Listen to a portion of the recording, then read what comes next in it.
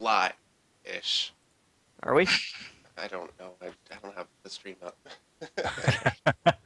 Liar! I don't know who to believe anymore. Just so you're aware, I did not watch the gameplay trailer for Hatred. Oh, I didn't either. Fail. I honestly didn't really want to. It's 90 seconds long. It's not. It's not like a 4-minute Final Fantasy trailer or whatever. So. 4-minute hate fuck. Yeah. Oh, okay. Well, what I could do then is I can go to the trailer and stream it for anyone who might be watching/listening. I'm gonna watch it now, because... Well, could you do that while the show is running at 2? Like, could you pause the game and pull up a window and play the trailer while we're talking about it? Yes, I think I can. 'Cause, I mean, if you're just capturing a portion of your screen, you could just drop the window right in the way. Mm-hmm. Yeah, it should be easy. Right. Window capture.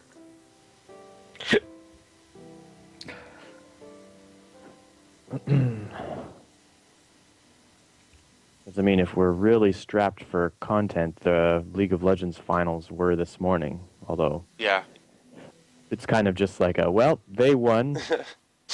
it was pretty commanding too. Yeah. I was impressed that they actually pulled themselves together and squeaked in one win, so it wasn't just a clean sweep. Yeah, and that was a pretty commanding win. I mean, Yeah. I watched that game and they looked like a whole different team. Well, and it was funny because you could see all the skepticism in the game that they won when the commentators were like, and Ramus in the jungle? Yeah. Okay. Well, I guess we're watching our 3-game sweep come to a conclusion here, and then that was the one that they actually turned around. They were just too tanky. Oh man, that team tank really worked out well for them. I mean, Rise, Maokai, and Ramus, like, there was no escaping any of them. Yeah. This game looks fucking stupid. I just see it as Postal HD. Yeah, like, why? And we all remember how awesome the reviews for Postal 2 were. They were fantastic. Yeah. It was. I'm going to get my inspiration from the people, from the things that fucking psychopaths have written, and just make a game based on that, so like psychopaths can just have something they can connect with. Hooray. Like, it's literally just a manifesto. I'm gonna murder innocent people. Okay. Man, there must be a lot of skill involved here. Well, and have you read the... there was an interview that Polygon did with the creators. Mm-hmm. And and the guy says that he considers the no Russian level in Call of Duty one of gameplay's finest moments Oh dear lord. Neat. in all history. And when I played No Russian, I was playing it on release day, so I hadn't seen any of the kind of internet hubbub about the level, and I was just like, "Whoa, I'm the bad guy. This is really." I definitely hung out awkwardly in the back and didn't shoot at anything. I wasn't necessarily uncomfortable, but I could tell that there was like a definite change in the mood of the game in that level, just because you had to sort of legitimize your cover. Like, I was moderately impressed with that. Yeah. I don't think you need to make a game that's just that. Well, and yeah, we should probably save it for the stream, but I think that if you can make a gamer uncomfortable with mass murder, you're making a statement. Whereas if you're glorifying it, you're just kind of making a violent video game for the sake of it, right? I think that Call of Duty intended for you to be somewhat uncomfortable. I mean, maybe I'm just overly optimistic, and I was, hoping that 14-year-old boys would be uncomfortable with mass murder in an airport, but Just saying. You blind maybe that fool. was the level that they just, played over and over again, like, trying to get 5 stars in GTA 5. They were disappointed there were no achievements for it. Yeah, exactly. So you guys want to start recording while we get this pre-roll ready for the. Sure, sure. I, Want me to count us in? I require more than 2 minutes. All right. If you want to Second. count us down, Kyle. Sure, Hold sure. on, hold on, hold on. I'm I'm gonna count us in now. Just start at 12. Yeah, I'm already I'm better at you guys. ready to go. Okay. 3, 2, 1. Kaboom! You see that Boom, little boom. that little Ding dong. pre-conversation about the recording would have been the perfect pre-roll. I know, right? Oh well. C'est la vie. All right, I've got waveform. So I played the shit out of the Fantasia demo. That game is gonna be awesome. Nice. It's previous gen as well as current gen, right? It's Oh, yeah.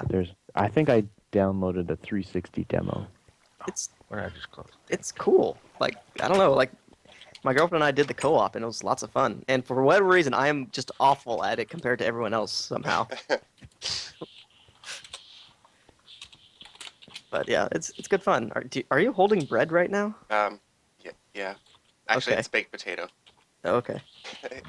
Baked potato. Starch. Hey, I recognize this place. Do you? Holy tits. This is my home. Indeed. That's Sean's. It's pretty boring from the outside. I mean, look at it. It's just all mismatched stone and torches. Floating chests. Oh, that one. Okay. Never mind. Ugh, that game's gonna be fun. It's annoying because like all the songs you can only play half of each song, or like not even usually, and then it always ends with "Go buy the new game." I'm like, I have bought the new game. It's sitting on my console. I kind of hate you right now. I tried to remedy it and it didn't work. Oh well, should be good times. Man, Like the actual music creation stuff in it is surprising. Like they have 3 versions of each song, and you can change it while playing the song, and everything. It's crazy. Change it how? Like change if you wanted to play like a Latin version of the song, you can change it to that.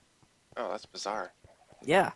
Or you can even just at the beginning just customize the instrumentation so that like you have like vocals from the original, but you have like a Latin drum set and a heavy metal guitar backup for it. That's kind of cool. Yeah, no, there's lots of cool stuff in it. They've really, really done it super, super well. It's awesome.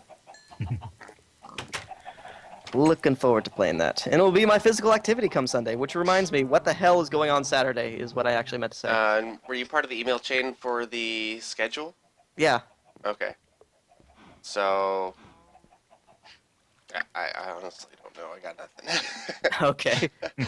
So we are streaming. That is going to be a thing. Okay. I think. Are you doing the full hour just like me and Nate, or full 24 hours? Yeah. Okay. Cool. We'll be able to cover some ground there and trade off so we can Okay. get food and stuff. I will say, like, during the day, I could play pretty much Destiny all day long because I've got so many things I need to do. And plus, like, people will be online, and hopefully, my dream, this mythical fantasy it's in my head, is that I'll somehow be able to get people together to do like the raid, and that would like take up a good 5 or 6 hours. Yeah, I was really hoping that by stream time on the 25th, I would have my PS4 and I could play Destiny. But then I went to purchase the bundle yesterday and I found out that I don't have my credit card. It's just gone, so I had to call and cancel it. Oh. Well, it's fine. I lost it, and it's probably somewhere in my apartment to be honest. But I couldn't find it, and I'm not going to take that chance.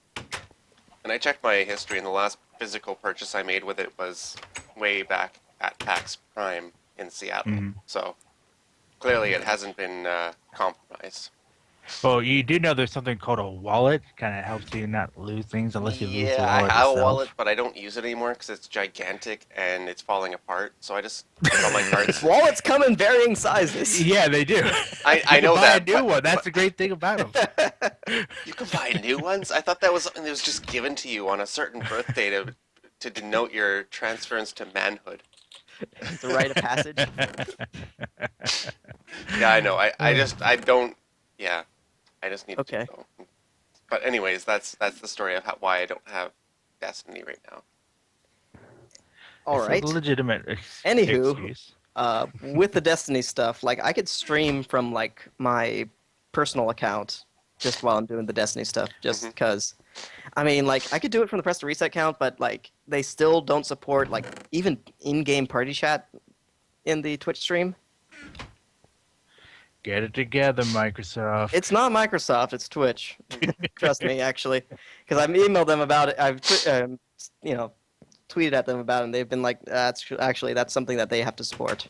Mhm. So Actually, well, are you going to be doing your regular stream at some point on? I think it's Wednesday. Usually do it, right?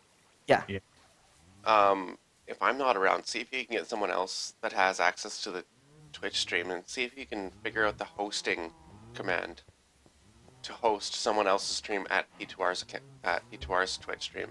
oh okay. That could be. Because that would make it Okay. a lot easier for switching back and forth between us. Yeah. Um. Yeah, that could be part of the settings or something. I just need to figure that out.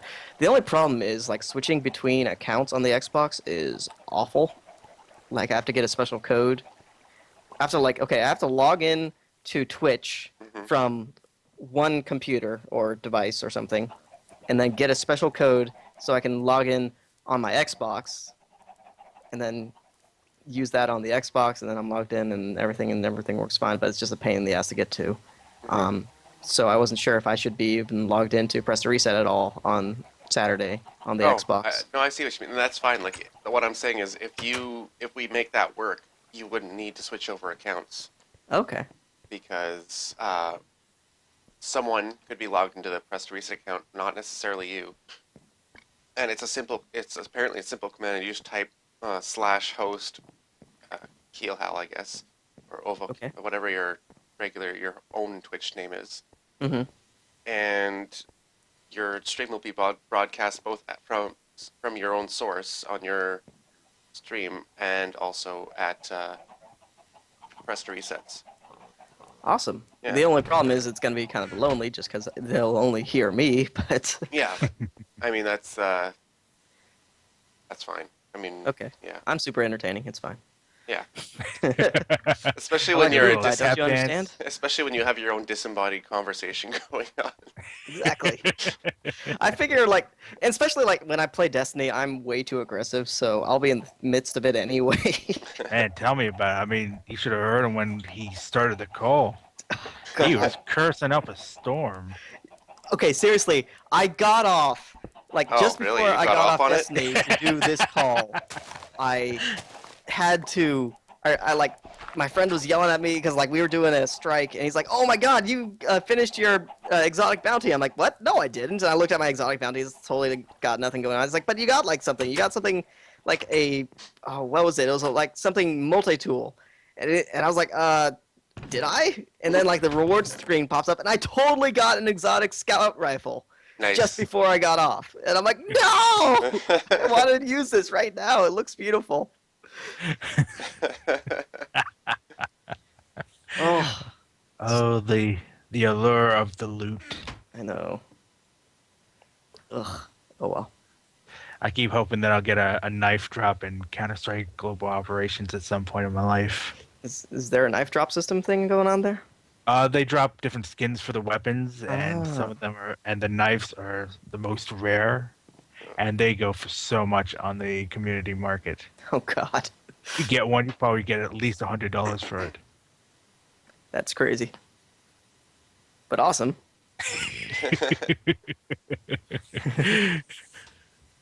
All right, so we ready to get this rolling? Sure. Yeah. Yep. There's some sort of Okay. Twitter conversation going on right now that I don't know about. Not that I'm aware of. Is It was there a just Twitter conversation? Mel reacting Oh. Oh, Twitter. I thought you When- meant Twitch. when Nope. Sean posted the link, or just announced that we were doing our 50th episode of Press Pass. Mel was just like, "Oh my God, you guys are still alive." I tweeted at her like 2 days ago. Yeah, she's like, I haven't talked to any of you guys. It's like, what? Whose Didn't I fault just is talk that? to you last week? We're still here. All right, let's get this show on the road. I have to say, I've noticed that with Twitch streaming, there's like certain games that work really well for it. And I think Destiny is one of those games, but Minecraft. Weirdly enough, Civ seems to be a popular one. That's so. the one that kind of blows me away. It's the Civilization 5 popularity. Because Civ just strikes me as a boring game to watch. I'm sorry, but that's just it's just what No, I it's get. not Take very that back. visual. I'm gonna put my fist in your face. I mean, that's the thing is it's not a visual game, so I just assume people will just tune out. Mm-hmm. But it works, and I'm happy. Watching the workers, digging up the mine and all that. That is very engrossing. I don't know what you're talking about, Mark. I mean, it's weird because like the most people I've had ever watching any stream ever has been during Civ. Like I've done tons of like Shadow of Mordor and Destiny and stuff like that. Nope. Just Civ. For me, it was I think 13 to 15 people at one time, and I was playing a train simulator on Christmas Day. Train simulator. Yeah, train simulator. Wow. So I, trying to get a train to run in snowy weather. Well, did you see the trailer for the game I Am Bread? Oh, No. that's from the guys that did the Goat Simulator, isn't it? No, it's Or from no, the it's- guys who did Surgeon Simulator. Right. I am bread. Oh my god. Like honestly, watching the trailer, I'm like, this could actually be really fun. I haven't seen the trailer Oh yet. jeez, Kyle. You are an enabler. That's what you are. Such an enabler. It looks cool. You can like measure, like you can only control the corners of the bread, Oh my and you god. get measured on like tastiness and edibility. Oh my. So like See, you can have like a I'm whole just bunch of chocolate imagining- on you, but I'm if you just fall in the imagining- toilet, then you become significantly less edible or whatever. Oh my god. I'm just imagining a team meeting. It's like, okay, let's see how ridiculous we can make a game before people stop paying attention to us. The thing is, like, I understand your point there, but like after Papers, Please, I can't really say that it won't be a fun game. Okay, well, actually, yeah, Papers, Please was like surprisingly addictive and really well put together game. I'll give you that. Yeah. And like after that, I'm just like you can make a game about anything, and if you do it right, it'll be fun. So I'm just the rules are out the window right now. We just have to see. You would expect, if somebody had come to you 5 years ago and said, the next big indie hit is going to be about being a border control customs officer. You'd be like, get out, I don't want you to come back. Exactly. Well, no, because at first it'd be like, oh, okay, so it's gonna be some sort of like indie shooter game, and then no, it's really not, except for like 2 points in the game. Exactly. No, we need something like Papers, Please, but this time you're a TSA agent or something at the airline. Oh yeah, like that wouldn't create any national issues. It's a terrorist training video.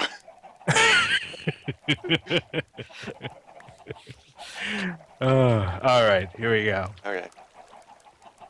Hello and welcome to episode 50 of Press Pass, Press to Reset's weekly podcast where we discuss all the latest and greatest video game news. I am your host, Sean Knight, and joining me on the panel this week are fellow P2R colleagues, content overlord Mark Lynch, Morning.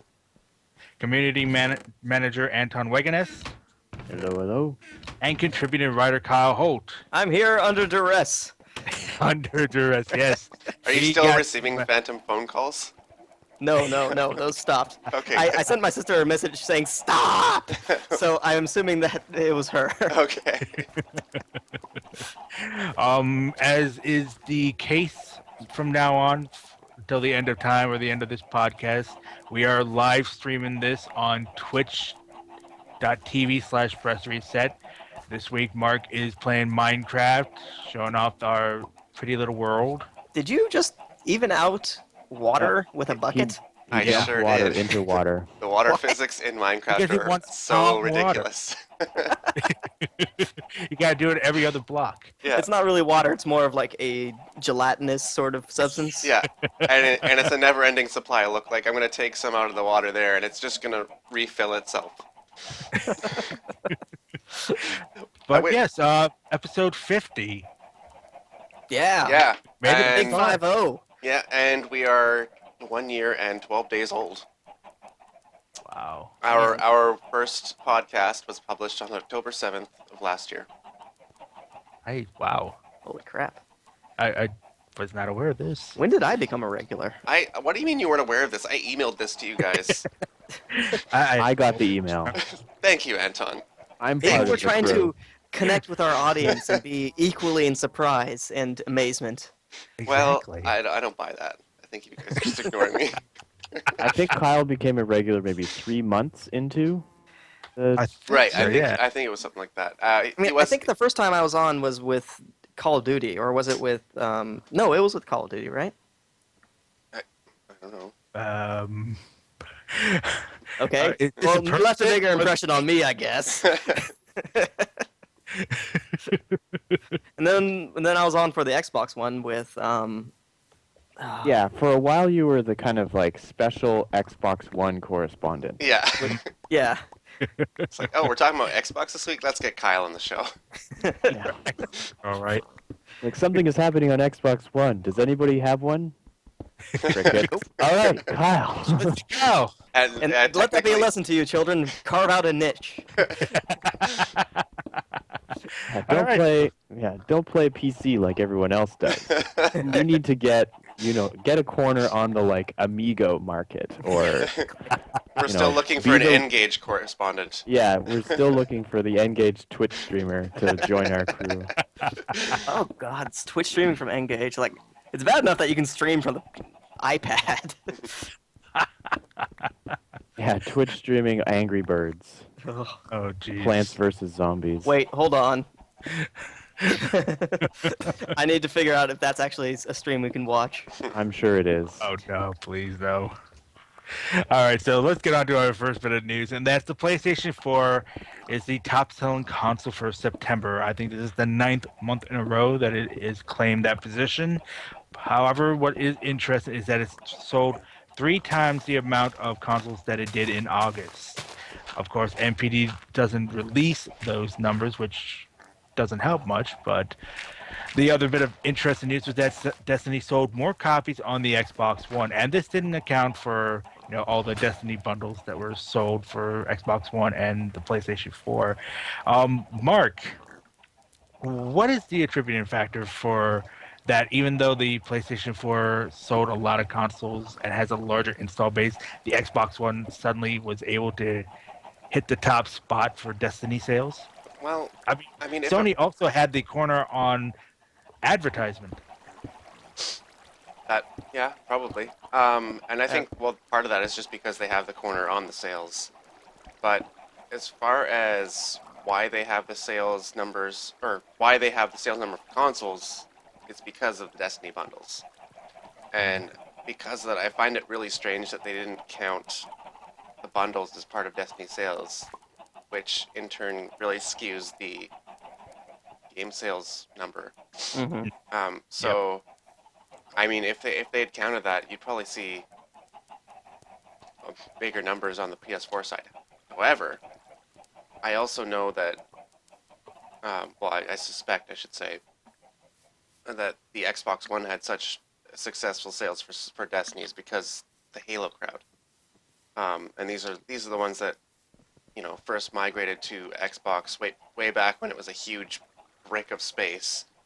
That was playing LAN parties at home on the homebrew Xbox network that was free instead of have to pay for it. And these are the people that have stuck with Microsoft since then because of the experience, and they wanted that same feeling they got when they first played Halo with Destiny. So they're sticking with the Xbox One console. Mm-hmm. Yeah, Kyle. it seems Go ahead. kind of skewed, like as Mark said. I mean, it's almost like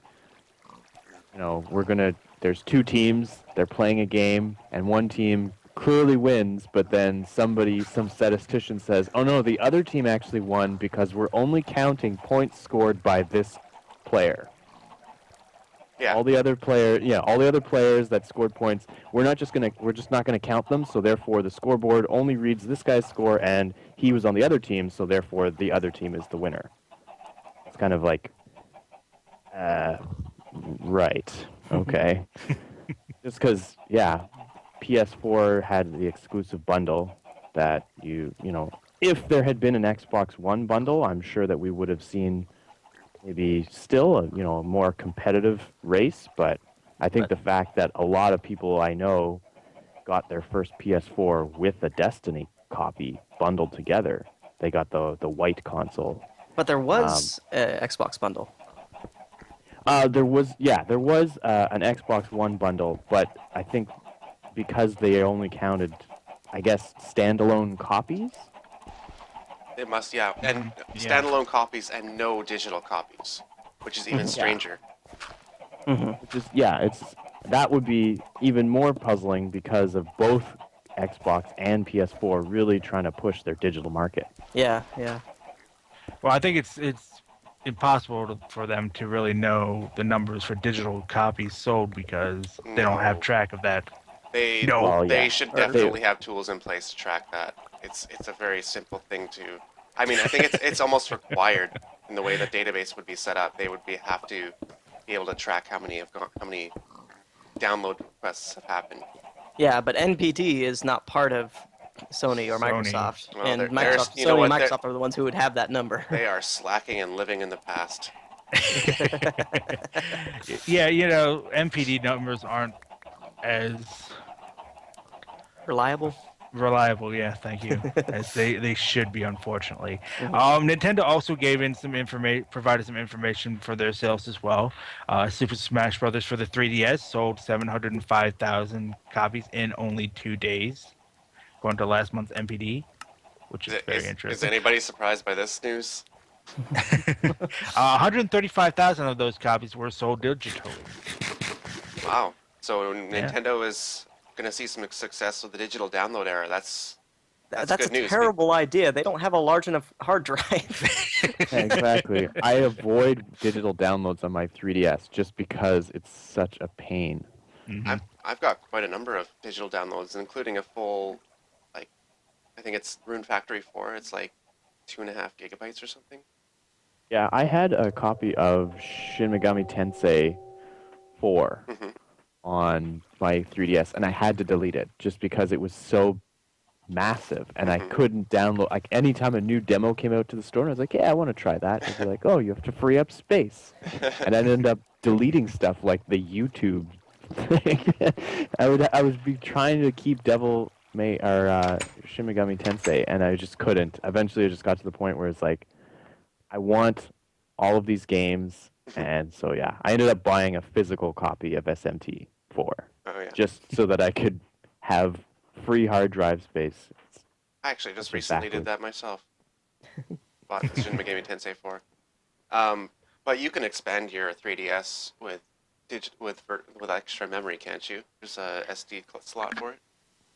I believe so, but I just don't want to invest. I have, SD cards for camera, and I have SD cards for other things, but I don't want to really go out and be like, okay, this SD card is going to be for my 3DS. But don't you have one for your Vita? Yeah, exactly. And I have my Vita one. Like, I'm assuming that if I was to try and punch in my SD card to my 3DS, it would make me format the whole thing, and I would lose, Vita data. Oh, okay. Or, Yeah. So you're saying you're okay with having one SD card for portable gaming, but not two? Correct. Okay. Can I just point out how weird it is that Nintendo, the almighty god king of useless peripherals or of unnecessary extra peripherals, actually uses a standard SD card in their 3DS?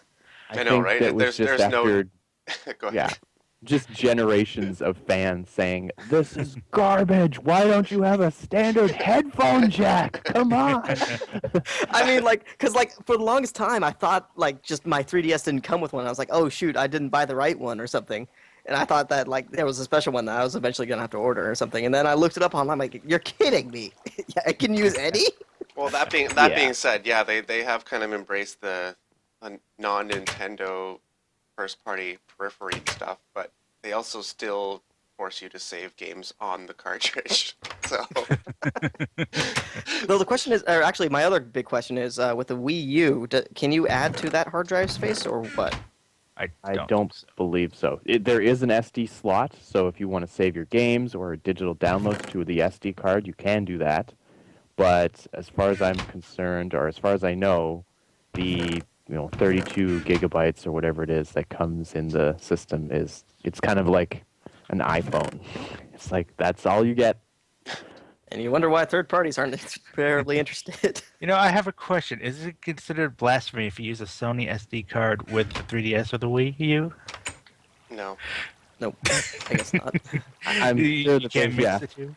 You can probably mix the two, but then 3 months later, your Wii U will just not start up. It will just say it will just melt. It will just say something like, Rise. it will just say something like your dedication to Nintendo has been questioned.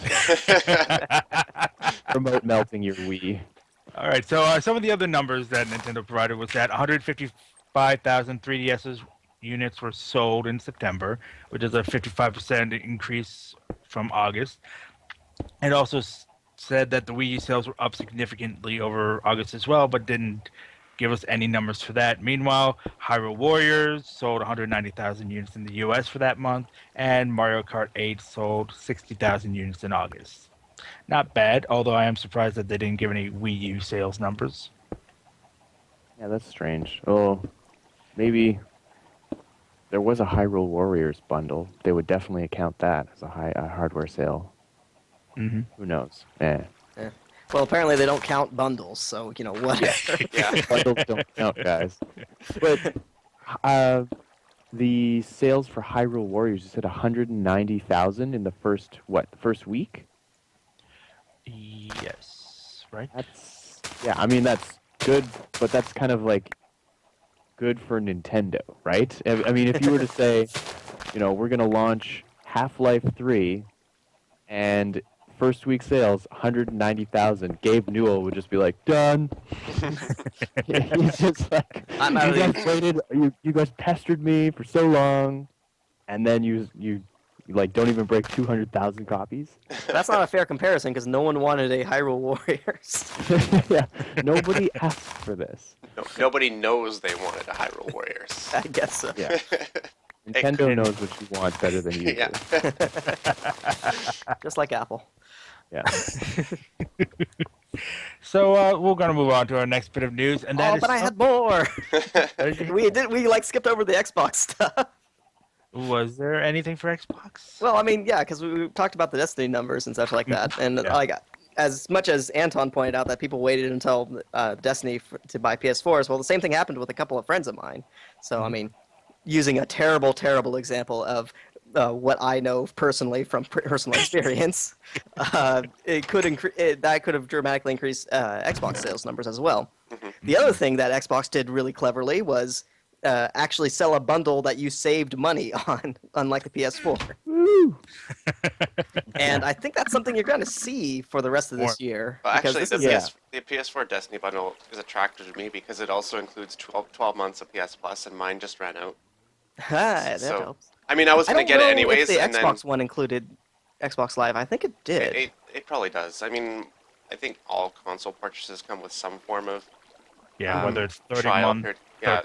Yeah, 30 days. yeah. Xbox likes to do the 3-month trial, I think. Yeah. I'm not sure. I think at the last minute it might have even been 2 games of your choice. I don't remember. Because, like, my friend got Titanfall and Destiny. That would but- be, pretty good deal. And actually, if you look at some of the upcoming bundles, like the Assassin's Creed thing, comes with Assassin's Creed Unity and Assassin's Creed Black Flag. Yeah, and that's a that's still really for the good deal. $400 price tag. Oh, Yeah. And that's like two- legitimately good because, like, Yeah, 2 AAA titles. yeah, like, and Black Flag was awesome, and I don't think Unity's gonna be awesome, but at least you have Black Flag. And the next then I think the next. Well, no. Unity is going to be chronologically next in the release train. Yeah. But they're also with Call of Duty Advanced Warfare introducing terabyte drives for the Xbox One, and If you can put up with a really, really ugly console. yeah, if you can put up with a two-tone gray, black, and orange, I think there's like it looks so bad. yeah, there's like orange piping on gray and slate or something. Yeah, I mean, at first I was super jealous because they had the terabyte hard drive, and then I looked at it, I'm like, oof, not quite worth it. yeah. like, you Microsoft ugly. seems to enjoy doing this, where they introduce a game and a bundle with a new size hard drive, and then like 3 months later they let you buy the hard drive by itself. For everybody else that wants more space and didn't want, Advanced Warfare, you have to wait 3 months just because. I think they did that with, I think, even one of the previous Call of Duty games. Or, they introduced like a new console, like one of the reiterations, like the Xbox Elite, the 360 Elite. It was bundled initially with, I don't know, maybe Modern Warfare 3 or something, and then shortly thereafter you could then buy the Elite by itself, or the sort of vanilla Elite, and then the larger hard drive was available. But yeah, they seem to enjoy trying to milk you for Call of Duty sales at the same time as larger hard drive sales. But at the same time, the bundle is still like a really good deal. Like, I think what you're gonna see this fall is a massive, massive push by Xbox, because they've got some big titles coming out. I mean, not including Fantasia and Sunset Overdrive, which are both Xbox exclusives. But obviously the Day Zero bundle with Call of Duty and the Master Chief stuff that's gonna come out. Mm-hmm. The I think Master Chief Collection, yeah. Mm-hmm. I think the Xbox sales will spike for sure once the Master Chief stuff starts arriving, because a lot of people, they just kind of associate Halo Xbox. That's they're married together in their minds, and so once the Halo game releases, then people will be flocking to, maybe not flocking, but they will be sort of taking the leap that they were sort of hesitant to before, because they know that they have a sort of a, I don't know, a familiar title to fall back to. Mm-hmm. And it's funny because, like, I definitely know at least a couple people who are waiting for that Master Chief bundle and such like that. You can pre-order the Master Chief Collection right now. Yeah. I mean, they must have done so by now or something. But yeah, the only thing is, I'm actually not terribly excited about it anymore for some reason. Is it because of Destiny? Kind of. It's also just I don't have time with a lot of the games that are coming out. I mean, man, I'm gonna be like, I have to review Sunset Overdrive and Fantasia, and like in the middle of all that, I'm gonna have to play some Dragon Age, and that's supposed to be 100+ hours, and I'm just like, oh, I can't even think 100+ hours right now. That sounds scary. This wasn't on the agenda, but Microsoft is developing Halo Spartan Strike that's coming out in the holiday season as well. Yeah. I mean, they're really Hooray. going all out with Halo. With Yeah, Why Halo shouldn't this they? holiday. Yeah. Halo for holiday. yeah. I think, Kyle, did you play Spartan Assault on the 360? Oh yeah, or on the Xbox One. Or It was free on Xbox One for a while, so I picked it up. Yeah. Well, no, maybe I'm thinking of the wrong game. There was a Spartan Ops. That's what I'm thinking about. There was an Xbox Live arcade game. It was in the Halo universe, and it was a top-down. Nope, that's Spartan Assault. No, that's Spartan Assault. Yeah, it was Yeah. like a Smash TV type Halo game, It or was more stupid. like maybe Commandos, the PC game Commandos. Yeah, I mean, like, it works well enough, but it's just boring. Like, it was originally out for the Microsoft Surface. And the Windows Phone? No, I guess it was just Not the Windows Phone. I don't think the Windows Phone would be able to run it. But it was definitely meant to be touchscreen at first, which was apparently not. the big criticism against it because it wasn't well implemented. Yeah. It works much better with twin sticks. At least I'm sure it does. But it's not exciting or anything. I mean, you're just like, wow, I'm playing a top-down shooter. Hooray. That's $5.99. I'm sure quite a few people are gonna pick it up when it comes out. It was free. It was worth free. It was worth it free. Yeah. But yeah, the point I was trying to get to is I'm curious. Like, I think the Xbox One's hardware sales are actually going to surpass the Wii U sales this fall. Yes. Like, just I would overall hope total. so. Because right now they're behind by about 2 million, I think. Yeah, I For- think with the holiday season and the Halo stuff coming, they'll surpass Wii U sales. God, if they had, wait, I would think that the Xbox One would have already surpassed the overall sales of the Wii U by now. Well, the Wii U had a big boost with, like, Mario Kart and stuff like that, so... Yeah. Plus, But- the last E3 was kind of remarkably good for the Wii U. True. All right, so next bit of news. Sony has launched its own eSports PlayStation League. It looks like Sony is trying to get their hands into the ever valuable esports pie. This news came about at I think it was an event or a press conference over in Spain, and that's where the esports league is starting. It's going to be in Spain first. It's going to branch out to Italy, and then we don't know, but it might come to the United States as well at some point. But Sony hasn't said anything about it. It's essentially going to be done in seasons, and throughout the season, Sony players will be playing certain games such as Battlefield 4, Call of Duty Ghosts, War Thunder, FIFA 15, and rank up, I think, with PSN points, things like that, and they'll get, rewards as individuals and team players. There's not a lot of information out at the moment, but the fact that Sony is the first of the big three to really take a stab at esports is an interesting concept. So, Kyle, Microsoft has had a little bit.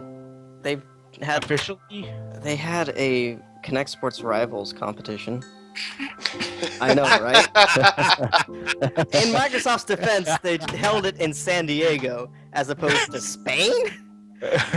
Actually, like, seriously, can we go back?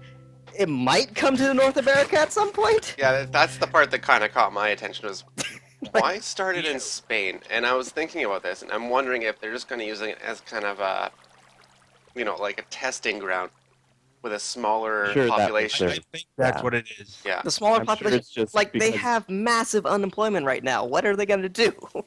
Play video games. Yeah. Apparently. With their no income. Maybe that's why they're all unemployed. Is they're stuck in their basements playing video games. Maybe. Actually, that's not. I shouldn't say that. That's not nice. That's not nice. That is not I nice. take it back. I'm sorry. I caught up in the moment. Our all one our Spanish Spanish viewer is like, listeners I'm out done there, with this show. Mark does not speak for all of us, just so you know. Just for Sean. I mean, like, in my mind, they must be starting it in Spain for similar reasons why League of Legends is doing the whole stadium in, Ohio? Columbus, Ohio. Well, no, it's Columbus, not. It's Ohio? not League of Legends that's doing that. It's the Major League Gaming Association. Yeah. Fine. I mean, And they made some good points for why they were doing it in Columbus, Ohio. okay, did they make some good points about why they're doing it in Spain? No, I did not see that. Yeah, I think it's just the same reason why Bell Telecom and all these companies, when they're introducing new technology, they often find rural areas to sort of use as a guinea pig, right? If it can't withstand the relatively lower traffic of a rural area, there's no way that they could go into metropolitan Toronto or New York City, or they want to test it on a smaller scale, and then if it catches on, if they can get enough interest from Americans when it's not even their own servers, then they'll know for sure that, okay, if we move this to a North American league, it's going to catch on right away, and we will have to spend less money advertising it. Mhm. Which is obviously the route that they've copied from, League of Legends and Dota. That's Yeah. what they did. They started in Spain and then they grew from there.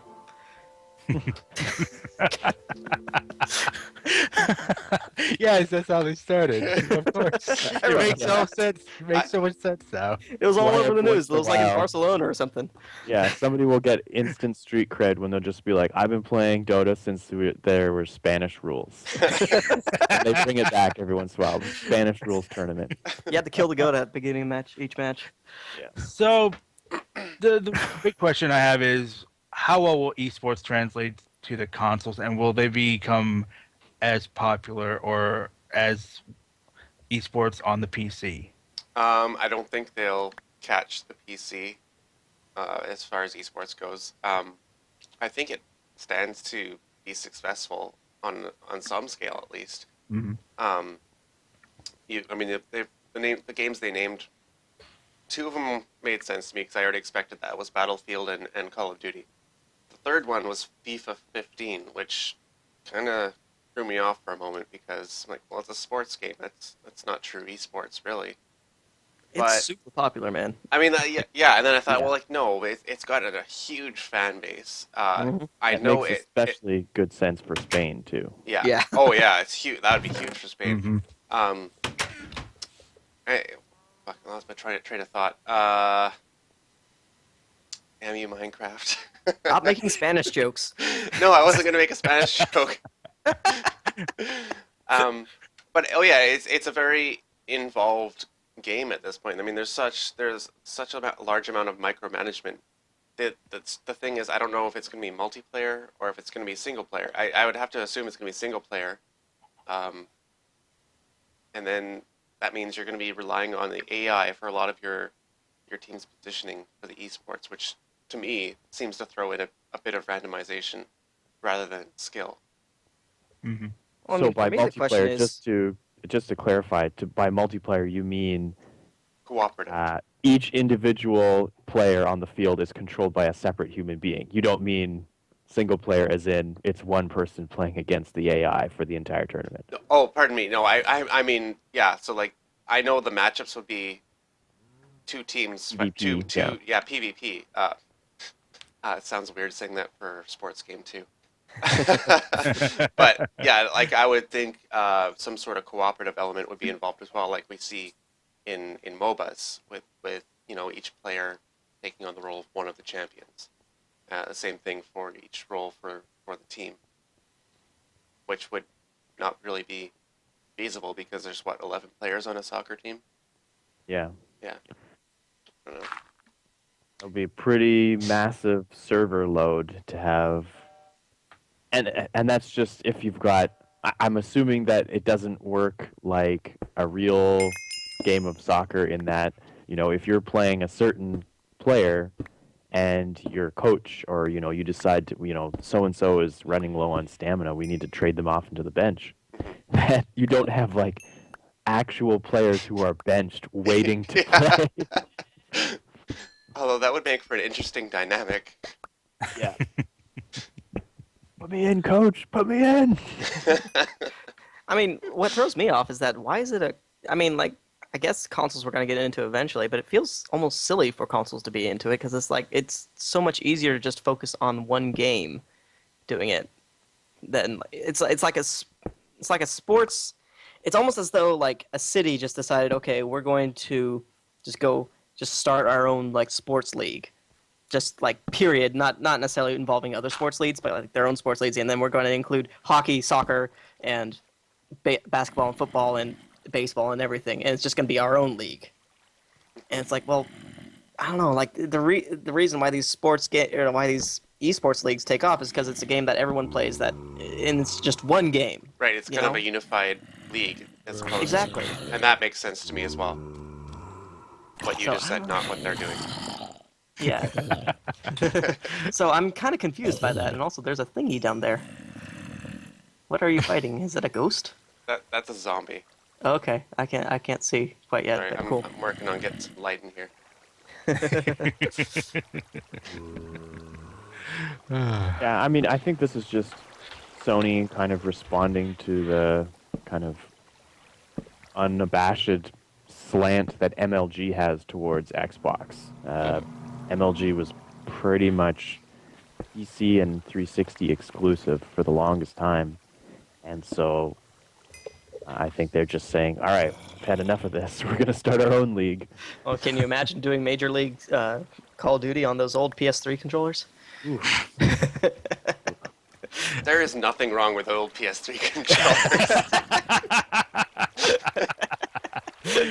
Fanboy Ray!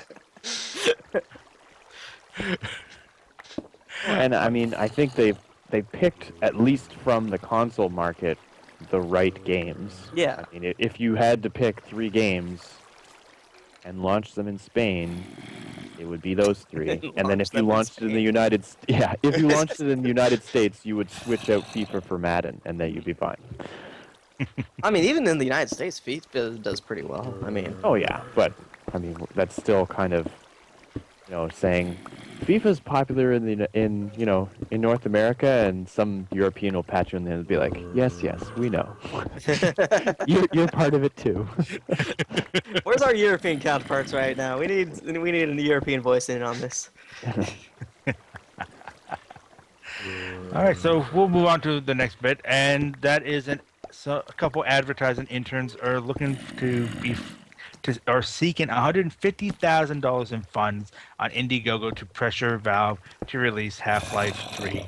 Now, in the past, we've seen the gaming community start up their own little campaigns to try and get Valve to say something about Half-Life 3, even if it's just to confirm that they are working on it. I think one of the last ones we know about was everyone wants to play Half-Life 2 at the same time on a specific time and date. But these guys are taking this a lot further.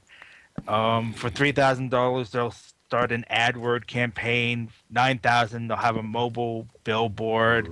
$45,000, they'll hire Gabe Newell lookalikes. And then $150,000 will, have them start the, and I put this in quotes, most epic concert ever, just to pressure Valve to tell us something about Half-Life and to get it out. Guys, overall impressions of this? I think it's really silly, and You're being more polite than I would have been. I mean, this is really. Do you have things you need to say? Yeah, well, let's hear from Sean after this. Yeah. But no, it's like I think it's just a couple of guys. They're just trying to capitalize on Half-Life 3's, or the absence of Half-Life 3's popularity, by setting up this campaign, and they're asking for money for themselves so they can do things on behalf of people that have already been doing things on behalf of Half-Life 3. So it's I don't know who their audience actually is and who would actually buy into this. Is their IndieGogo campaign up right now? Yes. It is. Has it $922 so far. Oh, okay. man, that's even worse than, what was it? Potato salad? Oh, no, the potato salad got way too much money. What did they, 75,000 or some crazy number? Yeah, ridiculous. And they had a potato salad party because I swear to God, I See, hate people. I know, it's so bad. There's so many people that just abuse this system, and I'm surprised you guys are so upset about it, honestly. That one in particular was just kind of charmingly pointless. it was kind of funny. I laughed when I saw it. Was. But yeah, I Sean, thought it was fun to just find the latest numbers and then show it to my girlfriends and just watch her flail about for a while. Sean, why don't you tell us what you think about this I wouldn't call it phenomenon. That's being too nice. Go ahead. just let it rip. Well, did you guys watch their video proposal for the whole thing? I did I not. sure did, because I'm a professional journalist. I'm just not. It was so stupid, and it's just I get this arrogant vibe from these guys. They may like Half-Life, but this is just it's too far. Especially asking for money to spend and waste on trying to get Valve to say something which they obviously won't. Yeah, I mean, if the thousands of campaigns since Half-Life 2 to get Half-Life 3 haven't worked. Why do these people think that they will be successful? And my answer to that is they don't think they'll be successful. They just want the money to do a few things, and then they're going to cash in on the rest. Mm-hmm. Exactly, Yeah. and these guys are interns for an advertising agency, so this is also something that they're trying to make their mark and impress the bosses. I think is more the goal Yeah. of this I entire. think this Resume is more padding. of a this is resume padding. This is them showing examples of how they created a pitch, created a video, and how they sort of in their minds corralled a bunch of fans together and became sort of pariahs of a movement or something. They wanted to show potential employers, or they wanted to show their current patrons that look, we've did this and it was successful, so how about you put us in charge of something more legitimate. Yeah. If that's their serious goal, they should start looking into ways to do it without exploiting gamers for their money. Maybe talk to the guys at Project Rainfall. They successfully convinced Nintendo to bring 3 games that were originally slated to not come over here, to bring them over here. Convinced publishers to take them on, and they did it all without asking for money. So I'd like to see that happen instead. I mean, again, with like IndieGogo and stuff like this, I think it's hard to say that you're taking money from gamers. I mean, like, the money has to be volunteered. So I'd really have a hard time saying, "Oh, you're doing a terrible thing to gamers," because I'm like, well, the gamers are just doing terrible things to themselves Hey if they're Kyle, donating. Kyle, you know those stories they have about like scam artists and telemarketers that phone up the old people and get their retirement money by Are the saying, gamers old people who don't understand what's going on? in this case, yes, they are. They're too stupid to look into what they're actually investing in, and they're just And goodbye, everyone. Okay, let me get this straight. I'm not saying gamers are stupid. I'm just saying the people that would invest. Man, I am all about the controversy today. I can't wait to stick my foot in my mouth later in this show. Man, you're just losing listeners left and right now. I actually didn't think I'd get this fired up over the conversation in the first place. We've won. But Indeed. and it's just people don't read up on what they're actually putting money into. They're thinking Half-Life 3. Oh yeah, I want that, and they're just saying, okay, these people will get it for me. They're not going to get it for these. Silly because like it's easier more than ever in history. It's easier to research what you're putting your money. I know, but it's because it's so easy that people don't do it. Ugh. This age of accessibility has just made people so lazy and so ready to just throw money at the screen. I actually made that throwing motion. I wish I had my camera up for that. I mean, in some ways, I think these people deserve to lose their money because they're investing in something like stupid as this. But I don't want to see these guys benefit. that's my. Yeah. I don't want them to set a precedent for more things like this to happen. Okay. Yeah. Well, can you imagine if if a friend of yours told you, "Hey, I invested in that campaign to get Half-Life 3 confirmed," or I invested $50 to that team of guys that said they would get a Gabe Newell to say something about Half-Life 3, and then 2 days later, press conference is held. Gabe Newell steps up to the mic and goes, "Half-Life 3 confirmed." Drops the mic, walks away, and then you ask your friend, "Was that worth $50?" Well, if it was a Half-Life 3 fan, then he would say yes, it was. Well, that's what's so puzzling about this. It's like, okay, let's just, for the sake of argument, assume for a minute that Half-Life 3 is not in development. They haven't even started. Zero work has been done on this. That's easy. That's what I believe in the first place. Yeah. then that means that, all this pressure is amounting to nothing because they are, even if they were to start because of the pressure from this campaign, you're still talking about a product that's probably like 6 years away. Yeah. Like that's the Is this timeline long, on narrow these thing things something is you built? What's that? That long, narrow bridge back there, was that something you built? Yes. Okay. It was. Sorry. I meant to expand upon it and make it a nicer bridge, kind of like this one that you'll see in 3 seconds, because I forget the delay is there.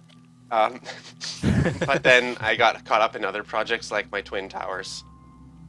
Okay. Sorry about the interruption. I just That's okay. I need to ask while it it's there. just the timeline on this is just so immense. Like, if you were to spend the $50, Gabe Newell 2 days later succumbs to the pressure, just says, Half-Life 3 confirmed, you spent $50. That doesn't make Half-Life 3 on release day $50 cheaper for you. No. No, what would be even better is if Gabe Newell announced it the day before the final day of funding for IndieGogo. And then just watch everyone Ooh. pull away their funding. Oh, that would just be like, that would be sweet Yeah, grab the justice. microphone and just be like, Half-Life 3 confirmed. Tra-la-la-la-la.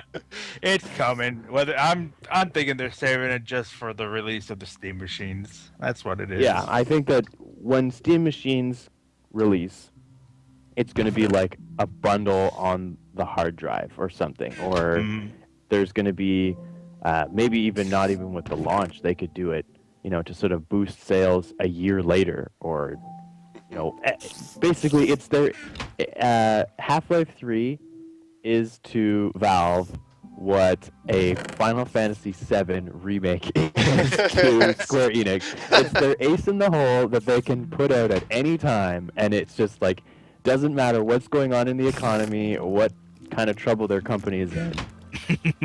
They will just instantly they'll turn a profit instantly. I actually worried about like a Final Fantasy VII remake because I was thinking about it today, and I'm like, I wonder if I've outgrown Final Fantasy VII. Like, I wonder if I went back to it now, I'd be like, oh. Get out of this podcast. If you went back to it now, you'd probably be upset and annoyed by the controls because I mean, they the don't controls, translate well. yeah, but also I feel like parts of the storytelling, like the magical memory loss that happens in the game, I'm just like,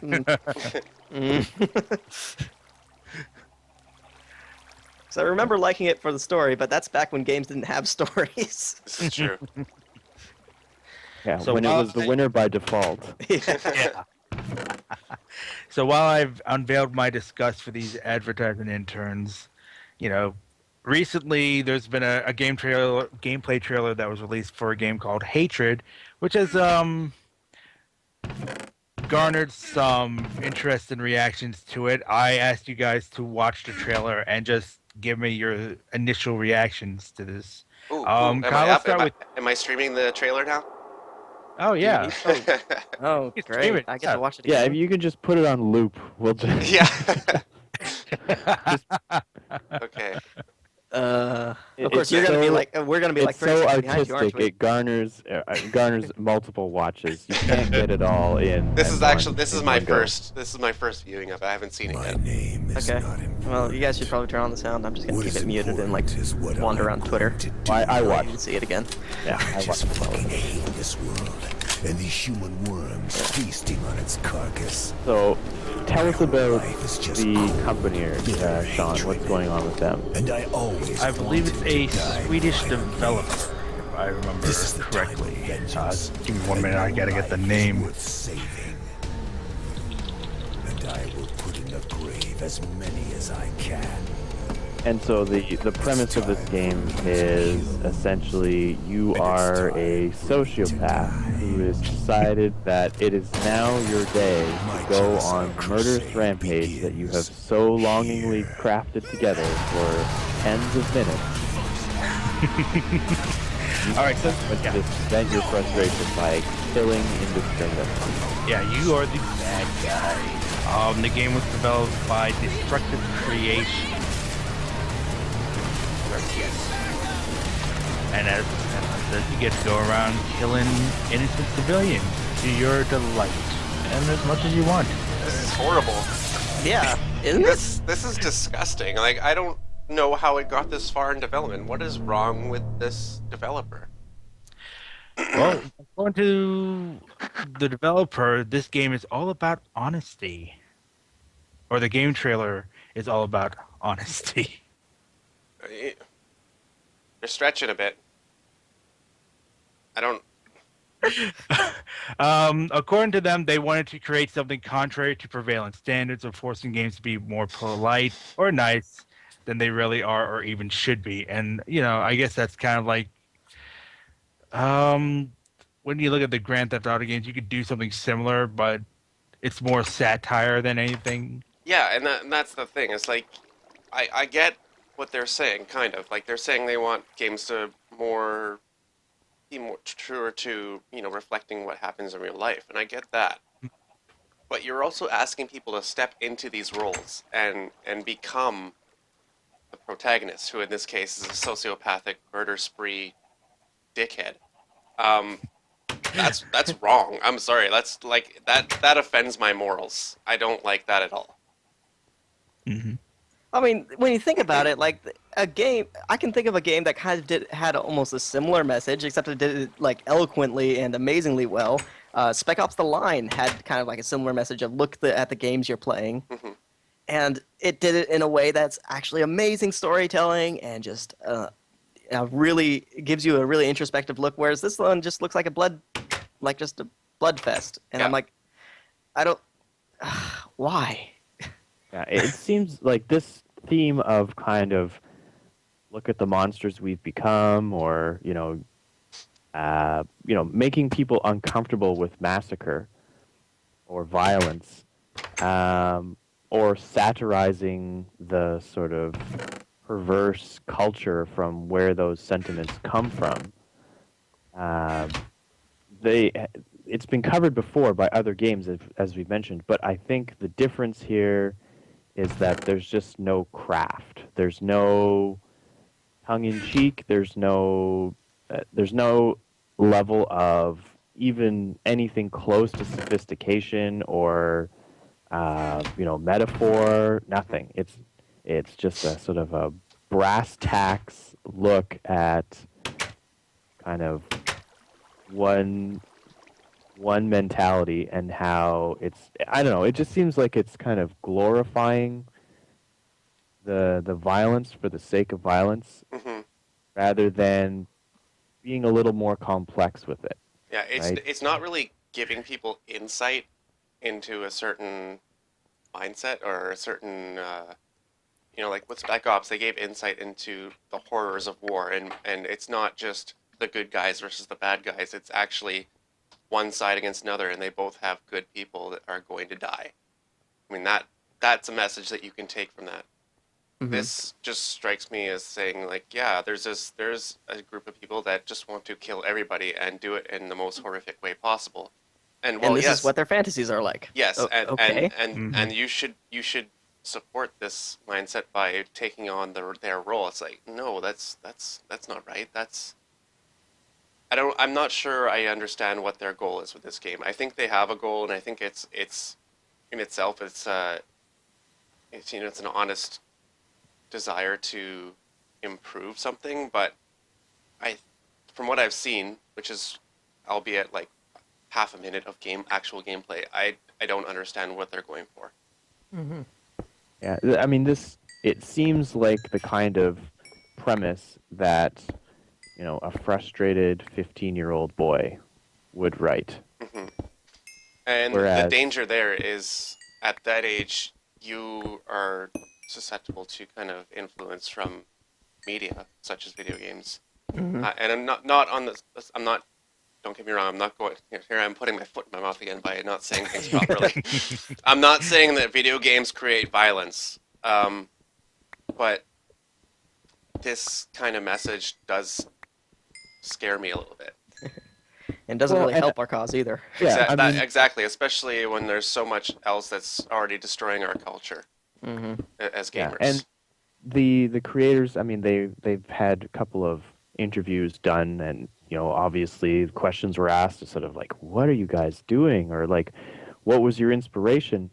And the honesty thing comes up, and they cite other games, like when they say, we want to take games back to an honest time or an honest perspective of violence.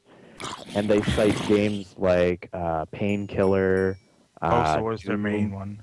Postal was the main one, and you can definitely see the inspiration from Postal right away. Yeah. Um, and I mean, Doom and Painkiller and Postal, and I believe they also Manhunt was another one that they cited. I mean, these are some of the most violent video games in the history of the industry. But I mean, if you look at, say, Doom and all of its iterations, all of its sequels, you can say, okay, they were super violent, and there wasn't much of a story. You were like, a space marine, and you were on Mars, and there was literally a portal to hell opened up, and so demons from hell were pouring out. But I mean, there was never a kind of a message of, are you the bad guy? Like, are these demons just misunderstood? There was no depth to the enemies that you're going up against. They were just kind of violent. If you walked up to them, they would kill you, right? But in the case of Hatred, it's showing scenes where your victims or your targets are helpless. They are people begging for their lives. They're people screaming and running in terror. So, I mean, for them to say that it's an honest portrayal of violence, it's more like it's a sadistic portrayal of violence when, I mean, maybe you could say somebody who plays Doom is sadistic because they just enjoy the gore, they enjoy the violence. But you can't say that you're fighting defenseless creatures, or you can't say that you're fighting things that are, only subjectively bad. I mean, these things are just violent creatures. They're basically just shooting punching bag things, right? Mm-hmm. So, I mean, it just seems like they went another step that was unnecessary. If they wanted to have a hyper-violent video game, there was definitely a market for them to tap into. But I think adding in this kind of, you're shooting defenseless civilians, or the kind of GTA escalation where you start off shooting innocent civilians and then eventually police come after you, and then eventually the SWAT team comes after you, and eventually, the army gets called in, or whatever happens, whatever kind of graduation comes with this game. It just seems like they started with a sour note, and they're expecting people to sort of like, remember the glory days of Doom? This game is like that. I mean, it's just there's no motivation to continue. Like after you murder your first few civilians, it's just like, okay, why do I want to continue playing this? Mhm. Yeah, I Well, think that's the other issue is there a story behind this, or is it just that laughably stupid intro? The guys say, I had the quote somewhere. What did he say? Oh, my name is not important. What is important is that what I'm going to do. I just effing hate this world and the human worms feasting on its corpse. He goes on to say, my whole life is just cold, bitter hatred. I always wanted to die violently. Blah blah blah. Genocide crusade. Blah blah blah blah blah blah blah. It's like his a little 30-second manifesto in this trailer, and that's it. We don't know if there's any story. We don't know if there's any emotional reasons for what he's doing. It's just a trailer that gives us this pathetic intro and then just shows footage of civilians dying horrible deaths. Well, I mean, here's what I could say could be a redeeming quality. It's not going to happen, but this is what the developer could do. Imagine if the game released with that as the trailer. But really what they did was, if you play the game, you are introduced to the character and you go on your murderous rampage, but then the story evolves into a catalog of where this character's life went wrong, their causes and roots of their depression, and how they're just a frustrated individual. If they kind of explore the psyche of the mass murderer and show that person as a tortured human being rather than a glorified, don't show him as like some kind of righteous Duke Nukem character who's just had a bad day. show him as a flawed individual who has deep-rooted psychological problems. I mean, if they were to sort of have this sort of Trojan horse game that they released as this hyper-violence expose, and then have it sort of all of a sudden turn out to be about depression or mental illness, they would have two effects. They would first have pulled off one of the greatest bait and switches in the history of video games, and they would also have delivered their product and their message to probably the people who need it most. Yeah.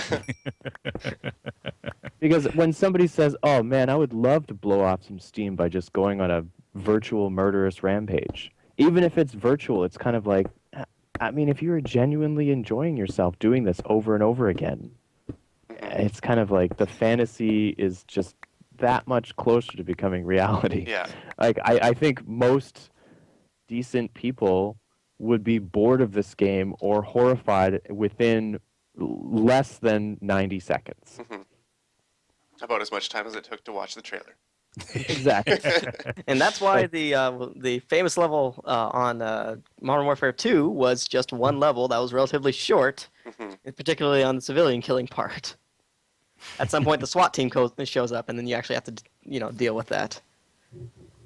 Yeah. Well, and I mean, if you read the comments and the reactions from people who are defending this game, they're saying, "Oh, you mean you've never gone on?" You've been doing that?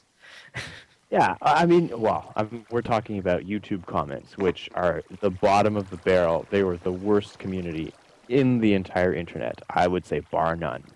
Well, there's always 4chan and 8chan. Yeah.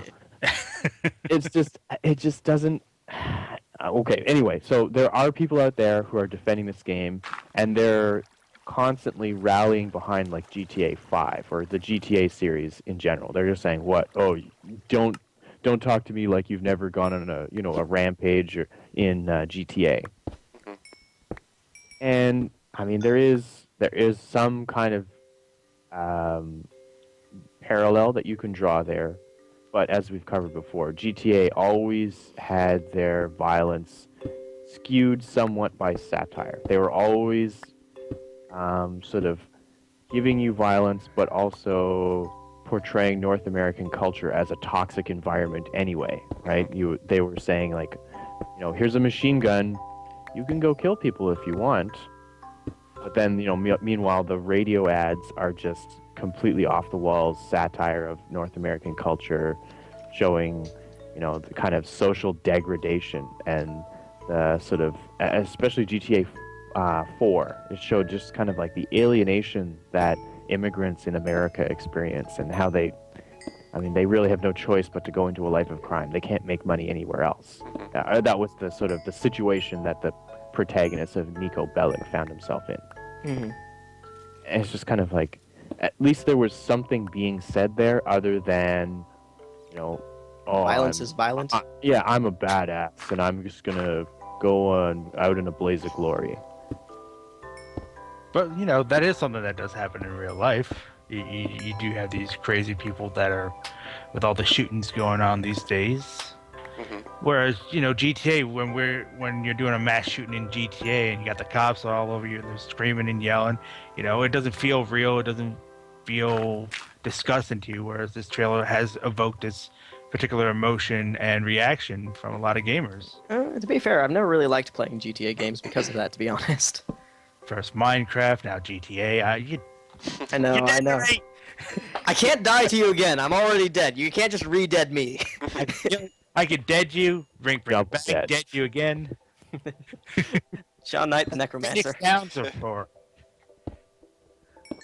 But it's interesting. Personally, I found it more amusing, the intro, than anything, and the violence portrayed, I really didn't care. I've seen just as much, if not worse, in movies. The fact that I was watching a trailer doing something similar didn't affect me at all. Okay. Well, and I think there's just a severe lack of originality. I think there's just, if you really want to go on a murderous rampage, there is already Postal out there. Yeah. Right? And this is just kind of like an HD remake of Postal. And Postal got a sequel, and it was one of the worst reviewed games of all time. I can't even recall another title that got consistently that low of scores. And it was because, I mean, a lot of the journalists, they just came out and they said, this is just, there's nothing here. I mean, it's kind of like a sandbox game, but there's no Was it depth. because the journalists came out and said that, or because people played it and realized that it was terrible and told everyone else? I think most people didn't even bother with Postal 2. I think that the journalists, the poor souls who had to review the game because, their editor said, all right, look, this game's going to be a splash, or, there's going to be something, there's going to be buzz behind this game. We need to have an article out about it. And they said, all right, I'll review Postal 2. And they did the sort of the groundwork so that other people would not have to buy it and play it and realize how awful it was. All right. Sometimes you just have to take one for the team, right? Yeah.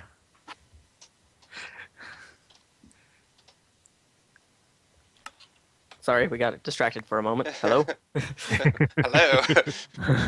There are things going on in the background that you don't know anything about. Indeed, Yeah. we have surprises in store. It's a celebration of our 50th episode, maybe. Oh, it's certainly a bit of a humdinger of one for sure. Yeah. But we're going to officially end episode 50 on this note. If you've got a lot to say on the Hatred trailer that you've seen, let Or, us know. anything else we talked about. Anything else we've talked about, let us know in iTunes. You could let us know in the comments section at pressreset.com. If you like the show, also feel free to rate us. You can also follow us individually on Twitter. Anton is at Viro60, and that's 60 spelled out. Kyle is at Keilhal, Keilhal. You can also follow Mark at Mark on P2R, and that's Mark with a C, not a K. And follow P2R's official Twitter account at Press2Reset, and you can follow me at Shawnee Knight. Remember, we are recording these episodes live on our own Twitch stream, which is twitch.tv/Press2Reset, every Sunday around 3 p.m. Eastern Standard Time, 12 p.m. Pacific Standard Time. And you're more than welcome to join us and get involved in the discussion. So we're going to take one quick break, and we will continue on with the next topic, and that'll be GamerGate, which you'll be able to listen to later on. And if you want to be part of the GamerGate, listen to the GamerGate thing as it records, you can just stay on the stream, right? Yes. Yeah. Stay Gotcha. right on the stream. We're just going to start it up in just a few short minutes. Okay. So, Let's see. got a stop time of how long are we into this? About 1:16?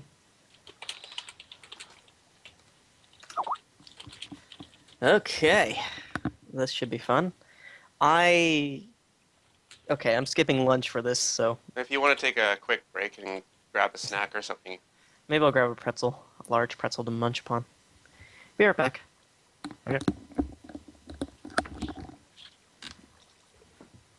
All right. So, get some.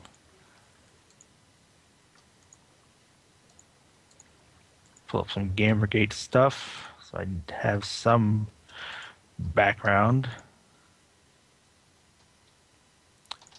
It's been crazy though. Right. Ah, yes.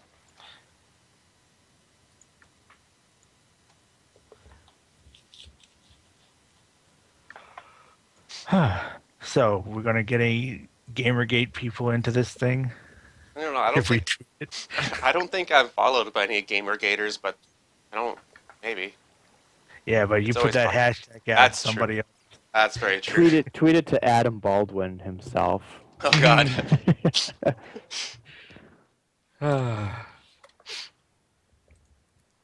see. Special segment of Press Pass.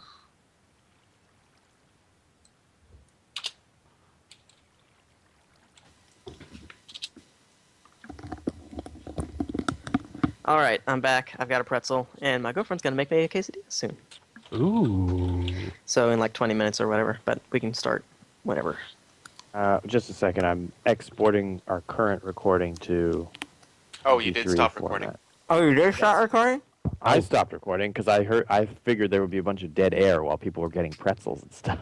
Yeah, we can cut that out. Yeah, that's the editing process. I can cut that stuff out. Okay.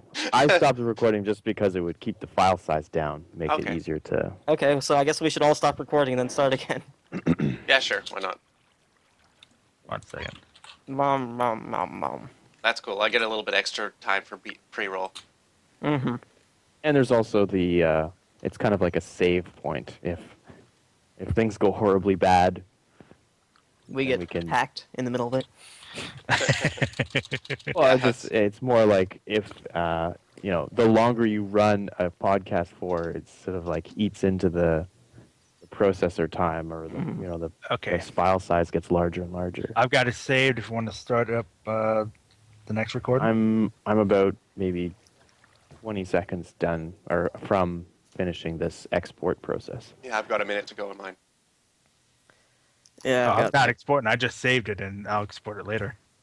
Okay, Well, yeah. I'm doing I'm well, already- there's you're one in the exporting, same. so you're just gonna have to deal with it. Yep. What he said. Fine. Mom. All right, then. Give me 1 minute. I'll be right back. Okay. Actually, I'm gonna be right back too. I'm gonna grab myself a piece of pizza.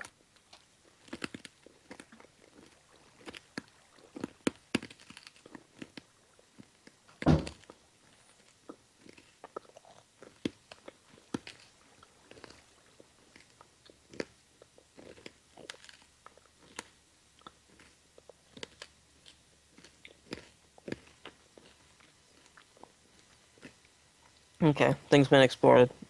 How do I make this go away so I can do a new one? There we go.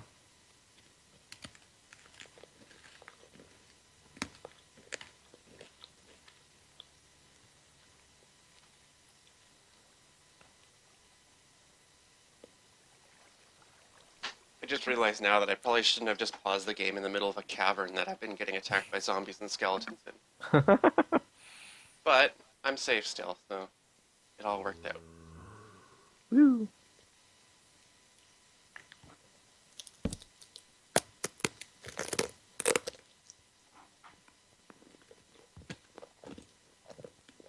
Okay, I'm back. Welcome back. Thank you. All right, so we'll do a similar introduction, but say it's a special episode. No, the GamerGate episode. Yeah, not special. We don't want to glorify it. Yeah. So I just smacked the Enderman in the face with my sword, and he didn't try and attack me back yet. That's weird. Maybe it's one of those enemies that kind of like that thing. Well, I'll never know now. He's dead. Ah, spider.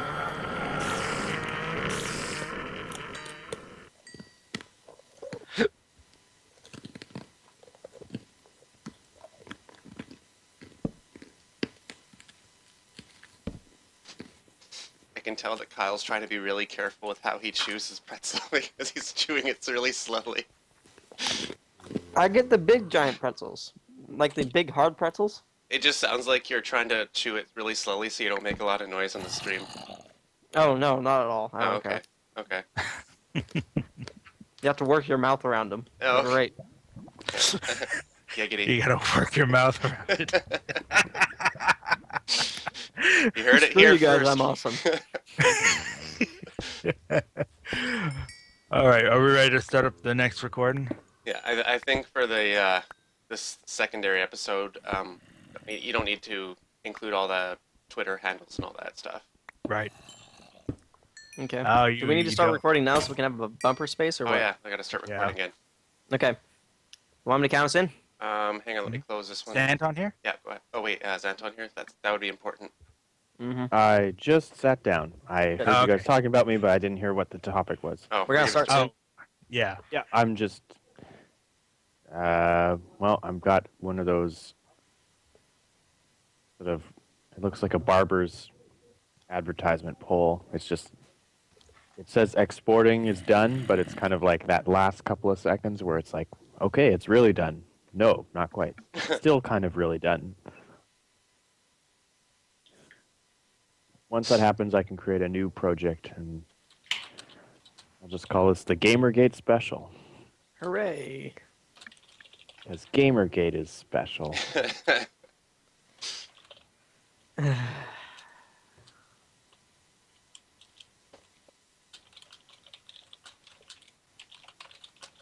Man, there's a lot of games coming out. I just too much. Just win the lottery. It's not every even year winning the I have lottery. It's to- just hours in the day, man. Yeah, every year I have to. This is where backlogs are created. Yeah. If you didn't have one before, you will in about a month. This is the time of year where I actually have to save up for it. Months in advance, I have to say, okay, I need to set aside $40, or I Can need I to set just say that aside. Far Cry 4 looks like more appealing each time I look at it? Oh yeah, Far Cry 4 is definitely. I think it's going to be. I don't know if it's going to be Game of the Year again. I mean, Far Cry 3 definitely won a bunch of Game of the Year stuff, but I don't know if they'll have lightning strike twice with the same, because it does look awesome, but you can't say that it's very progressive or different from the last title. So it's just sort of higher res, maybe a more compelling story. Mm-hmm. But I mean, I think that it's going to be a good game. It's just not going to be as groundbreaking as the last one. like the thing is, like a lot of the trailers, especially like the gameplay parts, everything they show off is like stuff that I did in Far Cry 3. They're like, "You liked that, didn't you?" I'm like, "Yeah, you know what? I did." Yeah, and that's like the main thing that's selling me. It's like, man, I really want to play Far Cry 3 again. Do I want to do it in the Alps? Yeah, I mean, in the Himalayas? Yeah, I kind of do.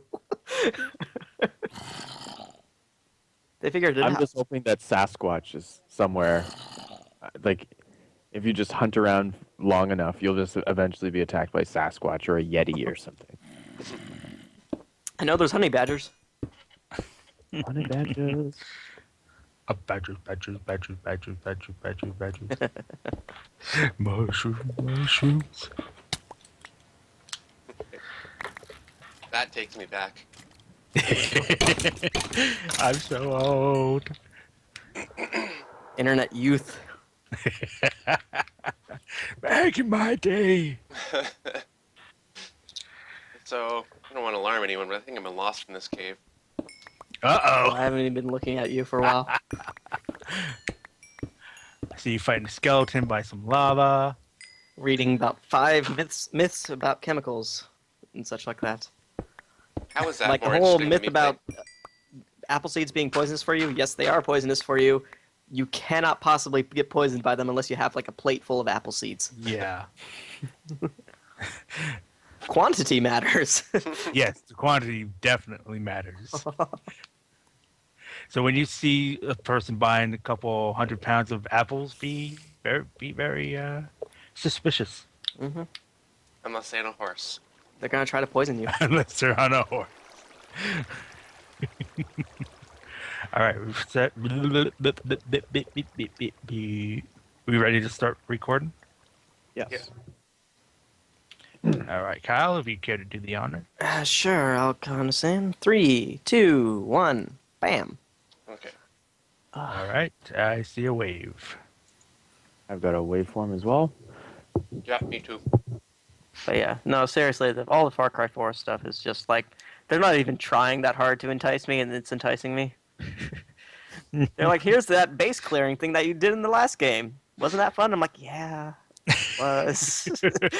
It was so much. It's coming out the same day as Inquisition, so it's just like, Oh, jeez.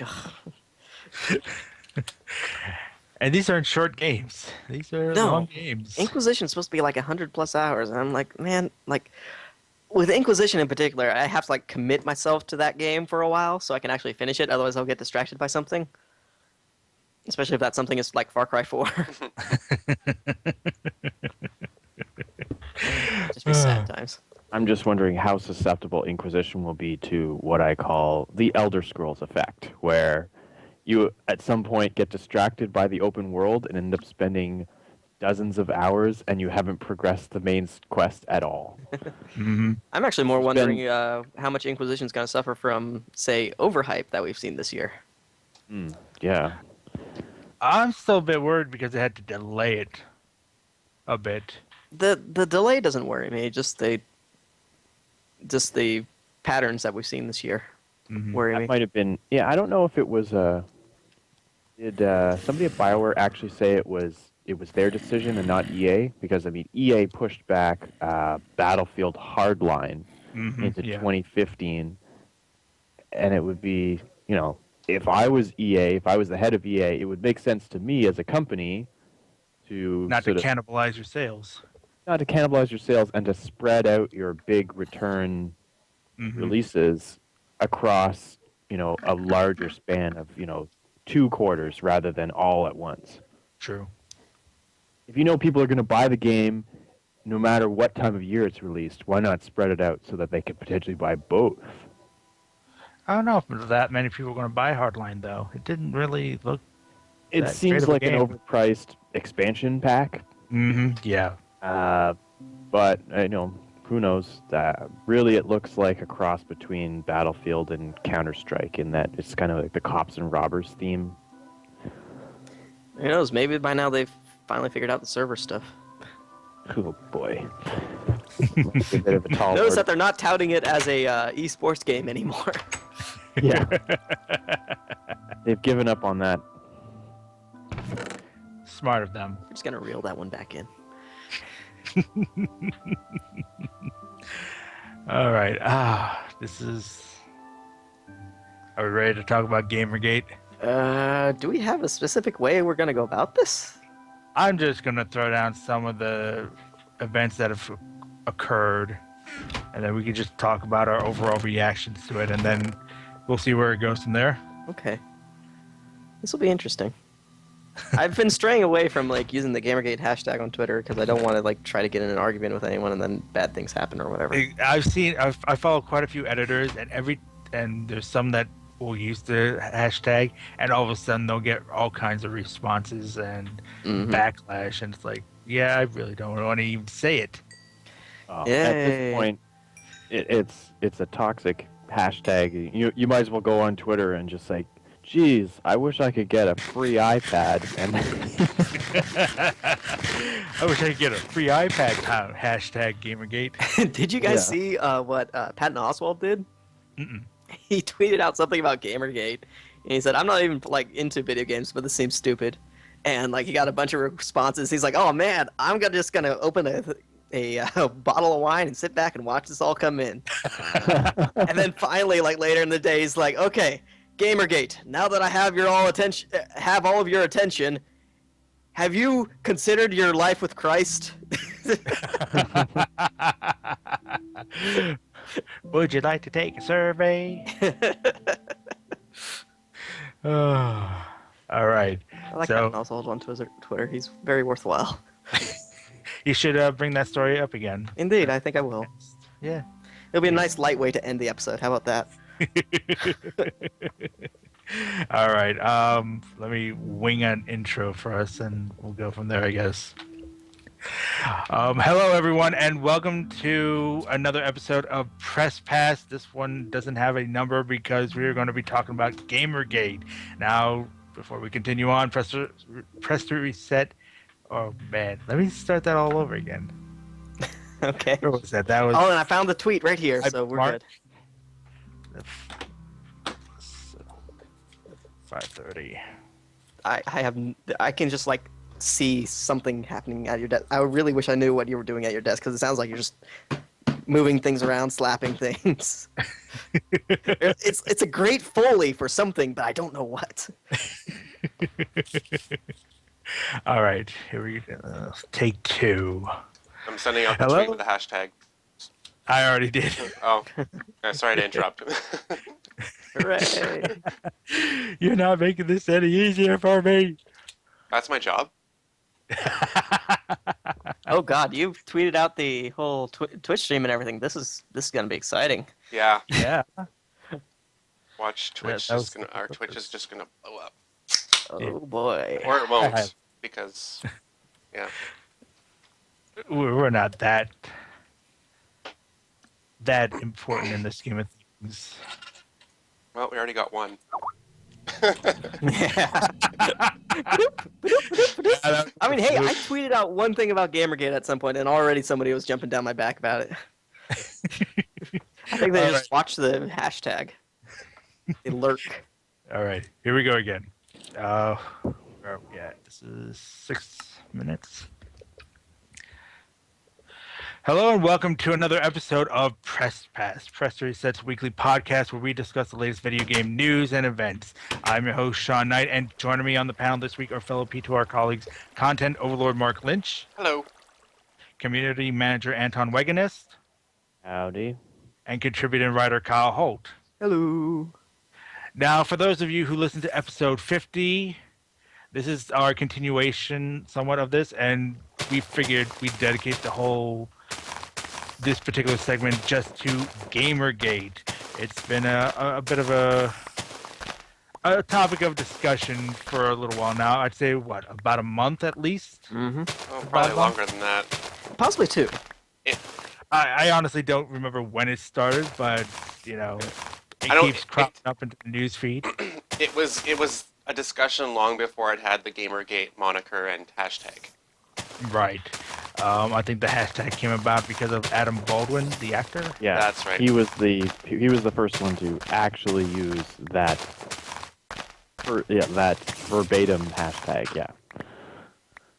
Now, I think one of the triggering events for this particular organization or group, I guess we should call it, was allegations that Zoe Quinn, a developer, had allegedly slept with a journalist. Or was it the other way around? I can't remember. The thing that basically what it started with was that allegedly Zoe Quinn had slept with a journalist to garner positive reviews for her game, which was Depression Quest, and that has since been, debunked. It's not. Yeah. Oh, the other way around be. I mean, like, the journalist slept with her. I mean, like, it's automatically a two-way process. Sean, let us tell you about the birds and the bees. Oh, it doesn't sound painful. But from there, it's, snowballed into issues where we've seen other female celebrities, commentators, whatever you'd like to call them, such as Anita Sarkeesian, who is most famous for her tropes versus women in video games and other series of the same likeness, and to more recently develop her Brianna Wu. They've been the targets of GamerGate, who have gone after them for, their issues of trying to, shall we say, change the direction of the way the video game industry has been going down the road for a while now. It's really hard because there's so many different things associated with GamerGate now, from harassment to them targeting websites that print articles or opinions that they don't approve with, such as, I think it was Leah Alexander from Polygon, who wrote it. The article was on Gamma Sutra. Gamma Sutra, thank you. Wait, was it a Polygon? No, the Man. Polygon was a different thing, wasn't it? Yes, Polygon was different. Yeah, Lee Alexander's article was on Gamma Sutra. Okay, Gamma Sutra, where, they talked about the whole concept of the gamer, and that's a description that's no longer really valid. This caused a lot of backlash from the GamerGate community, and to the point where they got Intel to pull their advertising from that particular article. One of the more latest examples now is that GamerGate did not approve of the review that Polygon had written for Bayonetta 2, and they're trying to get Nintendo to blacklist the entire site from news, press, and media. At this point with Nintendo, would that actually hurt Polygon? But moving on. Irregardless of that fact, GamerGate has been kicking up a lot of dust, causing a lot of trouble for people to the point where, the previously mentioned female reporters and developers have been chased out, driven out of their homes because of very serious threats to their personal safety of them and their families. But overall, guys, what is your impression of GamerGate and the entire group? I mean, it's a loaded question to ask. Super loaded question. For me, to start things off, you called them a community and a group, and I think that's a kind of a mistake. I wouldn't call them either. I would say it's more a mob of misguided people with a lot of outdated views on things, and essentially, it's a group of scared gamers who are afraid of change. And more so, also, we're seeing a lot of hatred come out for a certain type of gamer, with a female gamer, and it's scary. This is the internet equivalent of the lynch mob of the Dark Ages, where they're hunting for witches, trying to burn them at the stake. It's horrible. It's disgusting to see. Mm-hmm. Well, and some of the listeners in the Twitch stream right now are reminding us that Gamergate isn't all just about this, but the fact that they're trying to make a difference when it comes to the ethics of journalism. Well, here, this is my thoughts on Gamergate as a whole. Is that it has. So imagine Gamergate as a legitimate cause, and imagine that there are people in the cause that genuinely want to see sort of a shift, or at least a catering to their audience or their specific tastes in gaming journalism.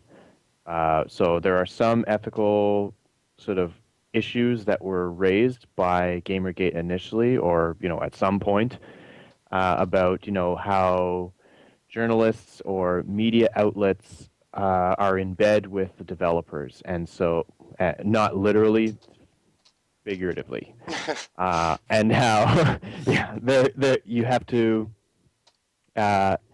to disseminate the two, right? There's the sort of Zoe Quinn thing that went on, and it has been tied to Gamergate, but you also have to listen to the actual, like when there's a developer for a game and they host a party and they invite a whole bunch of journalists, and it's at this swanky hotel, and they have the penthouse suite, and there's a big LAN set up, and they're playing the next AAA game, and they say, play the demo, play each other, play with, ask the developer. We've got a couple of developers on hand. Any questions? Oh, and open bar.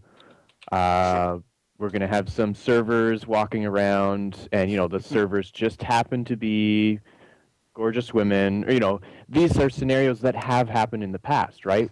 I'm not going to name the game that it was tied to. It's not even worth mentioning anymore. But, I mean, there are press events that are sort of, that are designed to create a positive memory in the journalist's eye, so that they will perhaps look more favorably on the game than they would perhaps otherwise have, right?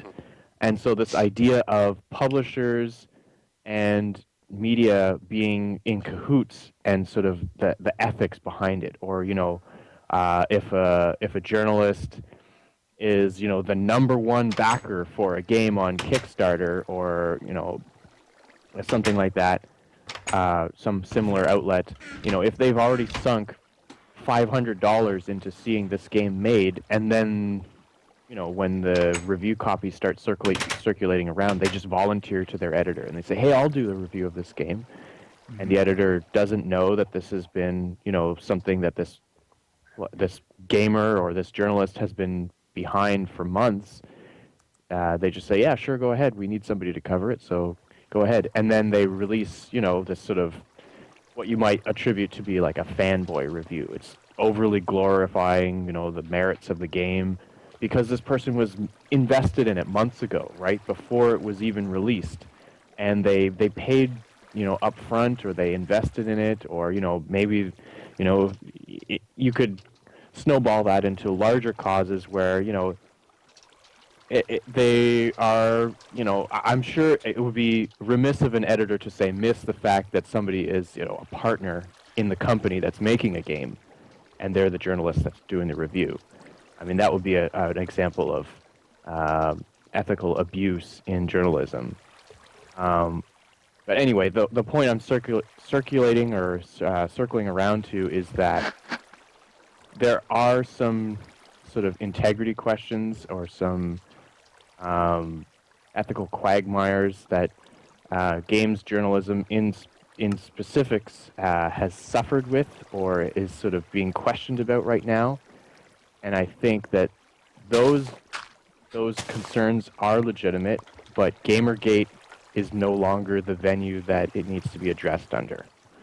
I think if you can imagine a political rally of people standing in front of Capitol Hill or Parliament Hill in Canada, or people wanting to get together and get a message to their government.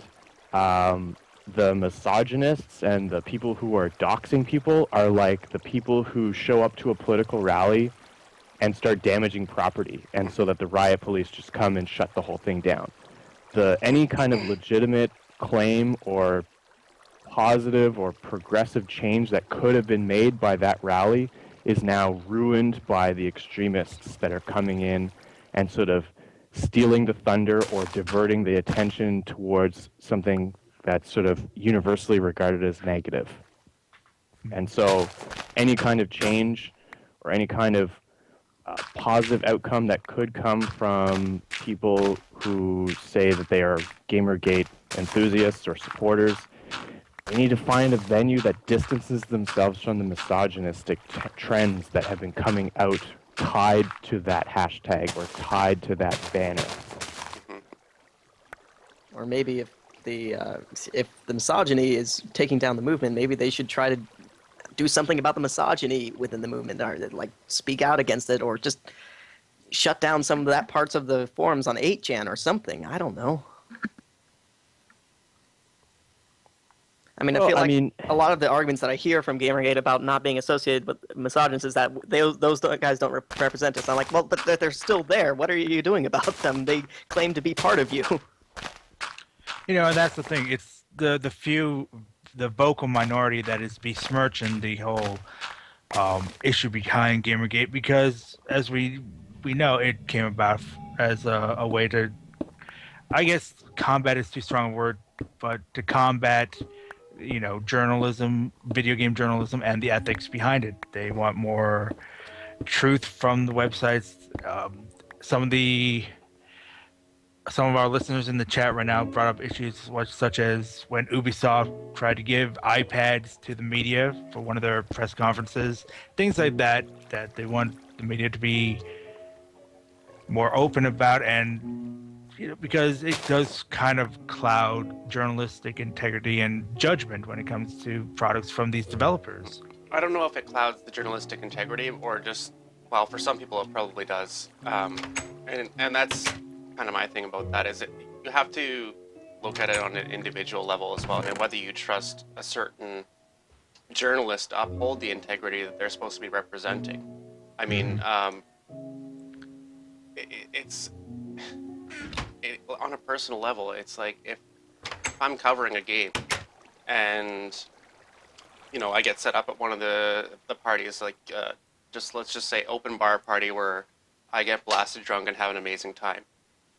Just because that developer put on that party and invited me out to enjoy myself, I don't feel like I enjoy their game anymore. I still keep a critical eye on what makes the game, what aspects of the game are good and bad. And in some ways, you have to be able to want to trust the journalists that are covering these games. And if for some reason there's no trust, you need to start looking at the reasons why. Well, if there's no trust, then no one's going to read your reviews. And that's the thing, is if there's no trust, yeah, as Kyle says, you're not going to get the traffic or people reading your reviews. However, I agree with that there should be some sort of, disclosure. Yes, absolutely. Ethics, maybe an ethics code of conduct, that kind of thing. And then it's up to the journalists to follow it, and then also their editors to enforce it. Nobody knows their journalists more than the editor that covers them, and if they feel that the journalist has kind of strayed from the path, so to speak, they should be the first ones to recognize it. Well, and the part of the problem is that Mark says, okay, if I was to go to a party, get blasted drunk, and have a great time, that would not influence my judgment on the merits of the game.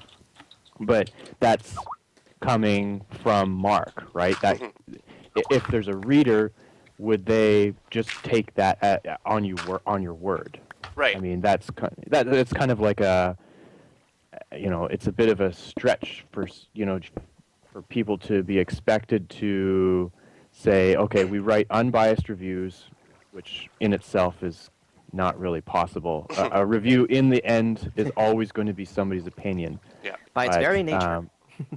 Yeah, the very nature of an opinion is that it is biased. It's subject to the person's individual preferences and whatnot. What readers or what GamerGate is demanding is that there at least be some kind of filter applied or some kind of breakdown of like, okay, I'm giving this game a 7 out of 10 or an 8.5 on 10, and the game was provided to me free of charge. It included a USB drive of a trailer and screenshots or whatever, and they paid for my hotel room while I attended this press event. Something like that to show, and so. I was never given any money. I was never, told explicitly, it would be really helpful if this got over an 8 out of 10. Sort of a catalog of things that the publisher provided to the journalist, and just to sort of maybe so the reader can weigh whether they believe this objective review is, as it's stated to be, a fairly critical look at the game, or whether they can just say, this seems like it was, probably skewed by marketing glitz, or why it was, or whether this developer maybe might have influenced the outcome of the reviews in some way. Like, Sean, you were talking, I believe it was last week on our show, or I don't think we ended up covering it. It was the Shadow of Mordor, the PC copies of the game. Mm-hmm. Yes, the whole YouTube. Yeah, bring that up for just a quick moment so that we can, because that would be something that people could take issue with as far as ethics in gaming journalism. Right. The issue was that Warner Brothers, in order for YouTubers to get a review copy of the PC version of Shadow of Mordor, would have to follow certain requirements, which stated that they had to talk about it in a positive light, and they had to focus essentially on the Nemesis system of that game. This was just two of the requirements needed for them to acquire a PC copy. And there were some YouTubers that I believe, accepted that. And the issue was, well, they should be upfront about this particular kind of thing, whereas a lot of other YouTubers didn't accept it for obvious reasons. I know one of the biggest proponents of not accepting it was Total Biscuit, who's a very well-spoken and well-regarded YouTuber when it comes to these things, and he tends to be very open about any kind of deals he makes and things like that, which is why he gets a lot of respect. But yeah, it's things like that that tends to, get the general public to be wary of journalism at this point in time. Mm-hmm. That's kind of my point about how it comes down to being able to trust the individual journalists or YouTubers or whoever that are covering it. and that's the transparency that I think the I guess I'd call them the true gamer-gators as opposed to the trolls. That's what they're kind of asking for, and I get that. I mean, that's important in all journalism, not just games. You need to have that sort of transparency and build that trust with your readers or viewers. So and as you say, that's why Total Biscuit has the respect that he has, is because he's willing to show what's going on with that. See, but I think the ultimate question there, I mean, the reason why Gamergate has become such a big deal is because, I mean, you know, journalism with a lot of things is a big deal for a lot of people. I mean, like journalism would say politics about whether or not, you know, redistricting is a bad thing, or, you know, if voter rights and such like that. Mm-hmm. But why is it that Gamergate is associated with basically terrorist attacks? Or, you know, threats of terrorist attacks and such like that? Well, it's because